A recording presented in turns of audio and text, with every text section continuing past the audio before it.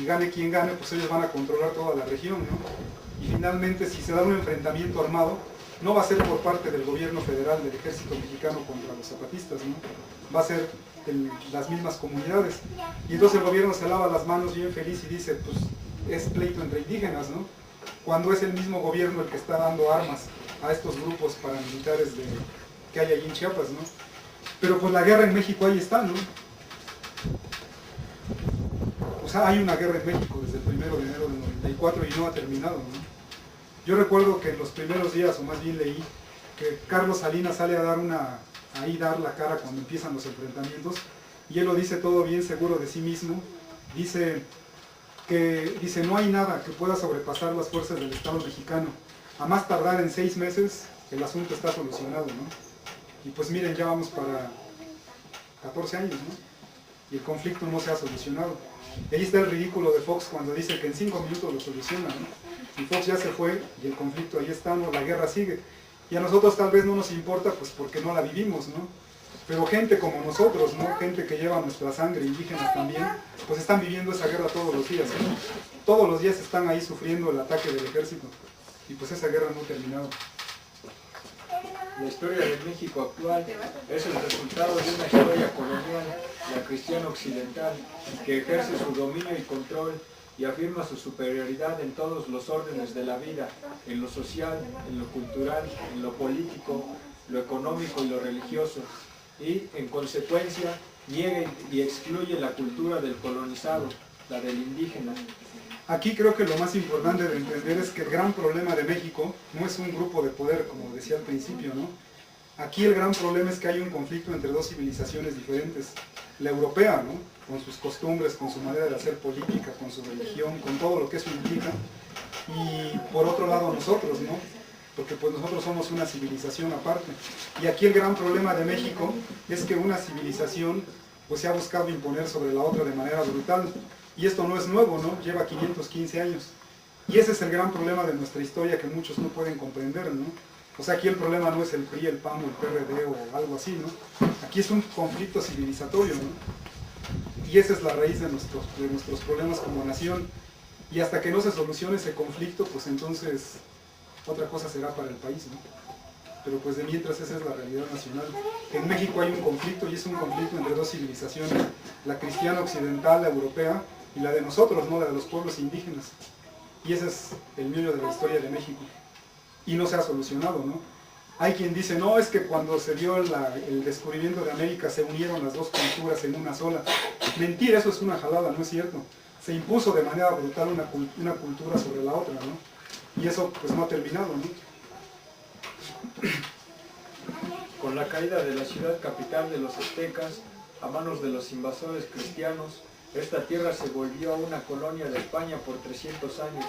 Actualmente México sigue siendo una colonia, solo que la metrópoli imperial no es Madrid. Hoy el destino del país se planea y decide en Washington. A lo largo de los últimos siglos han pasado guerras, revoluciones, constituciones y elecciones presidenciales, y la situación de los pueblos indígenas sigue siendo igual o peor. Finalmente, en 2001, el gobierno mexicano tuvo la histórica oportunidad de resolver este añejo conflicto. Esta oportunidad consistía en aprobar y elevar a rango constitucional el proyecto de ley de la COCOPA, Comisión de Concordia y Pacificación, lo cual significaba garantizar la vida y los derechos fundamentales de los pueblos originarios. Al mismo tiempo, significaba la construcción de una sociedad basada en la justicia, la igualdad y el respeto a la diversidad de lenguas y culturas de la gran nación mexicana. Este proyecto de reforma no era de Zedillo ni de Fox, como tampoco del EZLN. Era una iniciativa elaborada por legítimos diputados y senadores de 4 de los principales partidos políticos del país, integrantes de la COCOPA, con las plenas facultades y derechos que les otorga la ley y el Congreso de la Unión. El rechazo a esta iniciativa significó falta de voluntad política y la intención de exterminar y borrar de la historia a los pueblos originarios. Entonces este conflicto que empezó en México con la llegada de los españoles sigue hasta hoy, ¿no?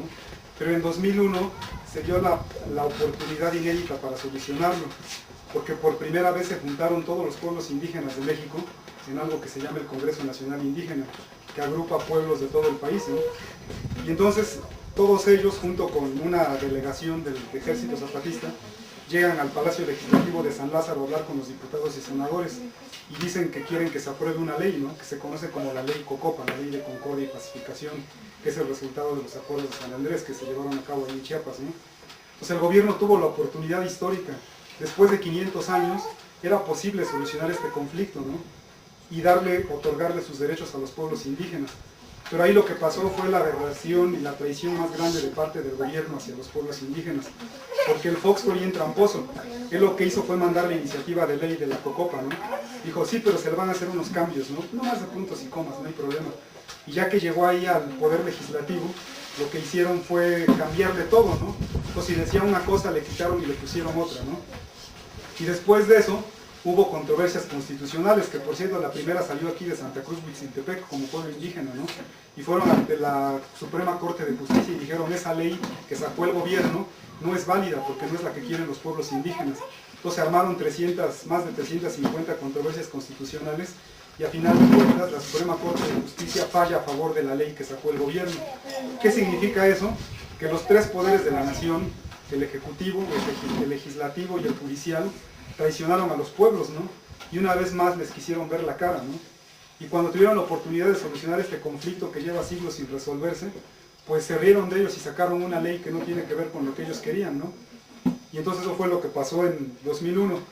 Después de eso, en todo el país, en los pueblos indígenas, hubo marchas, protestas, cierres de carreteras y todo eso, porque pues había una indignación nacional, ¿no? Yo, así como gente que soy, originario de aquí del pueblo, pues yo me indigné. O sea, dije, si yo tuviera así miles de personas a mi lado, pues lo que haría es hacer una super, hiper, mega marcha, cerramos la carretera o tomamos, a ver qué tomamos, ¿no? La presidencia municipal o algo así. Pero pues no, la neta es que estaba yo solito, ¿no? Y entonces a mí lo único que se me ocurrió, como respuesta ante esta cosa que hizo el Estado mexicano hacia los pueblos indígenas, pues fue quemar mis documentos, ¿no? Todos. La cartilla, el pasaporte, la credencial para votar, la acta de nacimiento. Y con eso lo que estoy diciendo es mi rechazo hacia el Estado mexicano, ¿no? Pues actualmente pues yo ni siquiera me considero ciudadano mexicano, ¿no? O sea, soy originario de Huitziltepec, ¿no? Pero no tengo documentos, ¿no? Pues a algunos les parece esto, hasta han dicho que es medio ridículo eso de cambiarse o quitarse el nombre. Yo digo que no, yo digo que es lo más serio que he hecho en mi vida, ¿no? Porque es la injusticia más grande que ha hecho el gobierno hacia los pueblos indígenas, ¿no? Y por eso habría que hacer algo, ¿no? Pero pues eso pasó en 2001, ¿no? Y no se pudo solucionar. Entonces el conflicto contra los pueblos indígenas sigue hasta hoy, ¿no? Seguimos sin resolver ese conflicto y la guerra continúa. Con su lamentable y penosa actuación, los tres poderes de la nación, el Ejecutivo, el Presidente de la República, el Legislativo, PRI, PAN y PRD, y el Judicial, la Suprema Corte de Justicia, traicionaron a los pueblos indígenas de México. En resumen, todos los diversos proyectos nacionales conforme a los cuales se ha pretendido organizar la sociedad mexicana en los distintos periodos de la historia posthispánica, desde Hernán Cortés, Juan de Zumárraga, Agustín de Iturbide, Antonio López de Santana, Benito Juárez, Porfirio Díaz, hasta Miguel de la Madrid, Carlos Salinas, Ernesto Zedillo, Vicente Fox y Felipe Calderón, han sido pensados exclusivamente en el marco de la civilización cristiana occidental, en los que la realidad del México indígena no tiene cabida y es contemplada únicamente como símbolo de atraso y obstáculo que ha de vencerse. El proyecto cristiano occidental ha excluido y negado a la civilización indígena, no ha permitido la fusión de ambas civilizaciones ni ha dado paso a un nuevo proyecto de nación diferente al colonial y al indígena, diferente al occidental y al indígena, pero enriquecido de ambos. Pero, a pesar de los varios siglos de vivir bajo innumerables atropellos, el México indígena ha mantenido su identidad. Actualmente, la situación nacional por donde se le vea es un completo desastre. Sale. Y entonces cuando decimos eso, por ejemplo, hablamos de que el país ahorita es un verdadero desastre, ¿no? Por no decir desmadre. En lo político, el desastre es de tal magnitud que ahorita no hay presidente de la República. A ese grado llegamos, ¿no? Que el Estado Nacional no tiene presidente de la República. Lo que tiene ahorita nuestro país es un impostor que está ahí con la fuerza de las armas y los medios de comunicación. pero Felipe Calderón no